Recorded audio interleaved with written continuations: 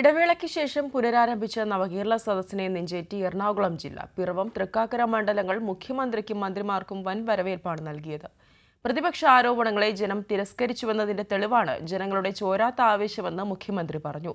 രണ്ടാം ദിവസം തൃപ്പൂണിത്തുറ, കുന്നത്തുനാട് മണ്ഡലങ്ങളിലാണ് നവകേരള സദസ്സ് ക്രമീകരിച്ചിരിക്കുന്നത്. പിറവത്തിന്റെ മണ്ണിലേക്ക് മുഖ്യമന്ത്രി ഈ പുതുവത്സര ദിനത്തിൽ എത്തിയിരിക്കുകയാണ്. മുഖ്യമന്ത്രിക്കും മന്ത്രിമാർക്കും മന്ത്രിസഭയ്ക്ക് ഒന്നടങ്കം പിറവത്തിന്റെ വണക്കം, വന്ദനം. CPI സംസ്ഥാന സെക്രട്ടറിയായിരുന്ന കാനം രാജേന്ദ്രന്റെ നിര്യാണത്തെ തുടർന്ന് മാറ്റിവെച്ച നവകേരള സദസ്സിന്റെ 4 മണ്ഡലങ്ങളിലേക്കാണ് മുഖ്യമന്ത്രിയും മന്ത്രിമാരും എത്തിയത്. ആദ്യം തൃക്കാക്കര മണ്ഡലത്തിലെ കാക്കനാട്.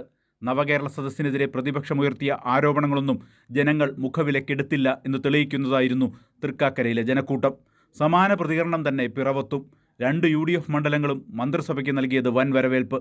കേരളത്തിൻ്റെ വികസന പദ്ധതികൾ തകർക്കാൻ കേന്ദ്രം ശ്രമിക്കുമ്പോൾ അരുതെന്ന് പറയാൻ പ്രതിപക്ഷത്തിന് കഴിയുന്നില്ലെന്ന് മുഖ്യമന്ത്രി പറഞ്ഞു.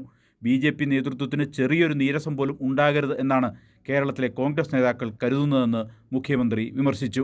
ഒരുതരം കേരള വിരുദ്ധ മനോഭാവം അവരിൽ ഉടലെടുക്കുകയാണ്. അതിൻ്റെ ഭാഗമായി ഒരു സംസ്ഥാനത്തെ സ്വാഭാവികമായ വളർച്ച തടയുന്നതിനുള്ള നടപടികൾ കേന്ദ്ര ഗവൺമെൻറ്റിനെ കൊണ്ട് സ്വീകരിപ്പിക്കുകയാണ്.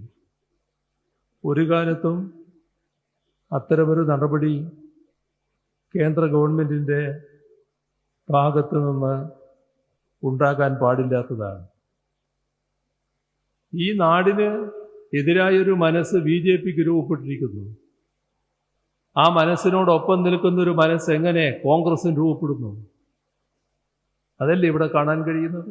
പുതുതായി ചുമതലയേറ്റ മന്ത്രിമാരായ രാമചന്ദ്രൻ കടന്നപ്പള്ളി, KB ഗണേഷ് കുമാർ എന്നിവരും നവകേരള സദസ്സിൽ പങ്കെടുത്തു. രണ്ടാം ദിവസം തൃപ്പൂണിത്തുറ, കുന്നത്തുനാട് മണ്ഡലങ്ങളിലാണ് സദസ്സ് ക്രമീകരിച്ചിരിക്കുന്നത്.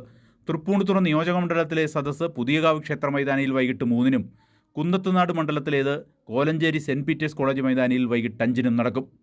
കൈരളി ന്യൂസ്, കൊച്ചി.